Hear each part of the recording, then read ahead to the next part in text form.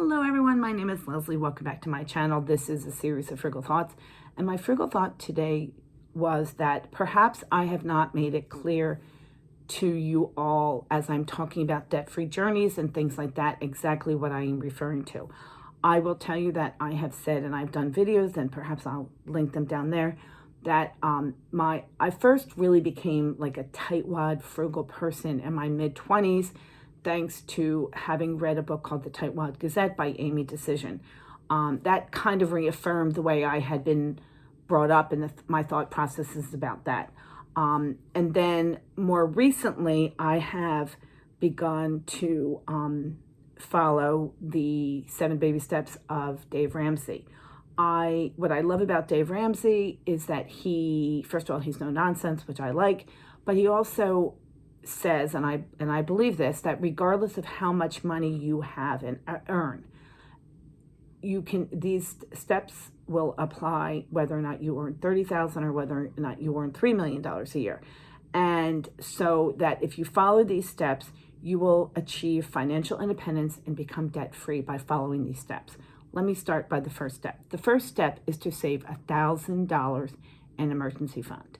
Now, again, if you're making $30,000 a year, that is more of an income, that is more a percentage of your income than if you're earning $3 million a year. But let me point out to you that there were many people earning $3 million a year back in the 80s, well, I guess the 90s and the early 2000s, who were losing money and living paycheck to paycheck because they had spent so much money on these huge houses and expensive cars, and they weren't paying attention to the bottom line.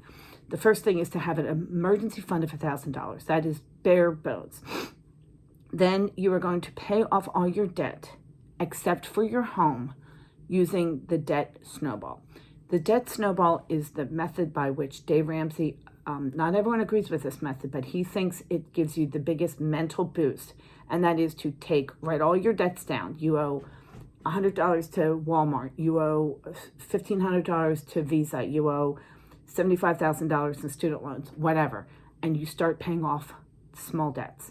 And then you say, okay, I'm going to pay you're going to pay the minimum on the other debts, but you're going to pay off that first debt, that first $100 debt to Walmart. Because once you're not facing that Walmart debt, then you just have to emotionally deal with 2 debts, or maybe it's 10 debts, but you're whittling away at the smallest debts first, so that eventually you are dealing with the largest $75,000 student loan debt, or whatever it may be, so that you have also stopped paying the debt on those other smaller debts, loans, and now you're just focusing on the one debt. Presumptive in this is that you are not adding more debt you are not accruing any more debt. Okay. Once you have paid that off, and that can take years, you are going to save now 3 to 6 months for emergencies in a fully funded emergency fund. So you are going to have the $1,000 that never goes away.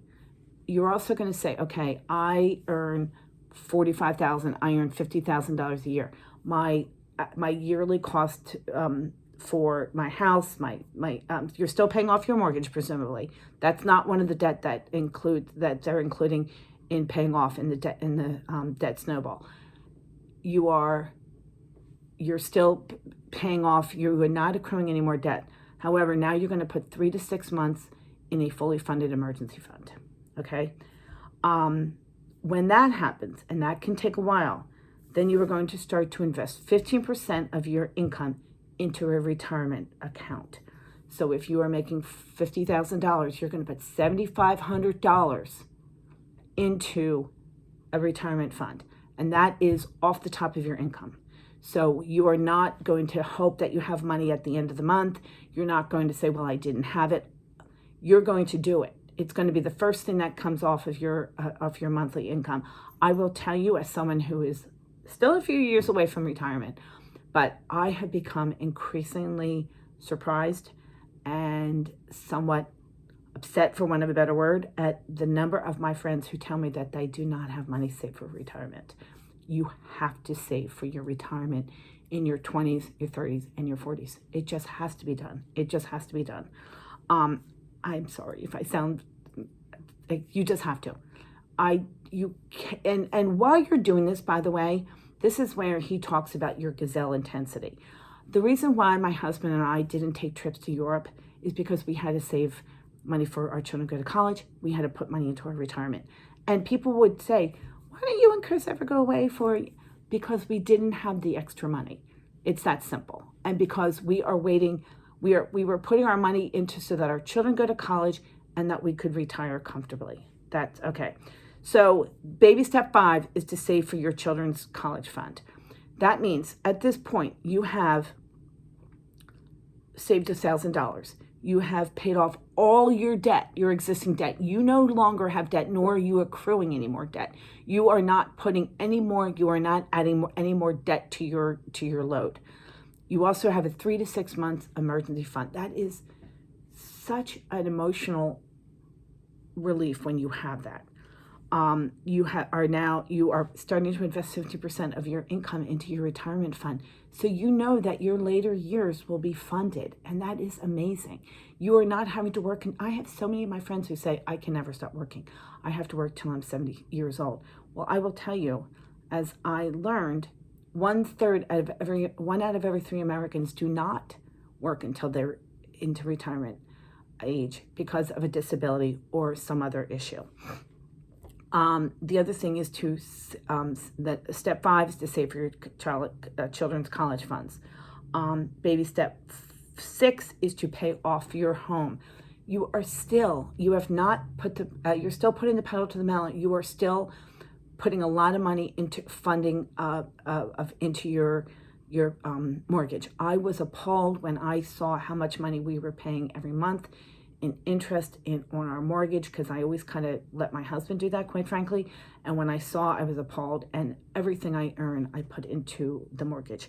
And baby step 7 is to build wealth. And this is when you can start, not really when you can start to give, because if you watch my channel, you know that I am someone who's very generous within my abilities.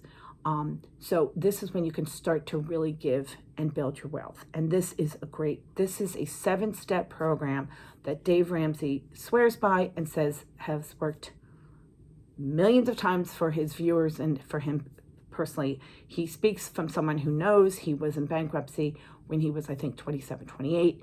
And this is what he started. This was the process by which he got back to where he needed to be. Anyway, I just wanted to make sure that when I talk about the debt-free journey that you all knew what I was talking about, because I have used that expression a lot. So this is someone just texted me. That I use that debt-free journey, and the baby steps are the debt-free journey until you become debt-free. Until you have, for me at least, it's because I don't keep debt on, and I don't have commercial debt, meaning on a credit card. As soon as I pay off my house, it's going to make a big difference for me. So it's going to make a difference for me and my family. I still have people in college and people who have got to come up the pike, but we're going to be in a good situation. Not good situation. We're going to be in a good situation emotionally is what I mean to say. Anyway, this is the 7 baby steps of Dave Ramsey. This is when I refer to the debt-free journey, this is what I'm referring to. Thank you so much for watching my channel. Sorry if this is repetitive. Hopefully you learned something. Thank you so much. And I strongly recommend that you go buy one of Dave Ramsey's books. He's amazing. Or just listen to his podcast. Thank you so much. Bye-bye.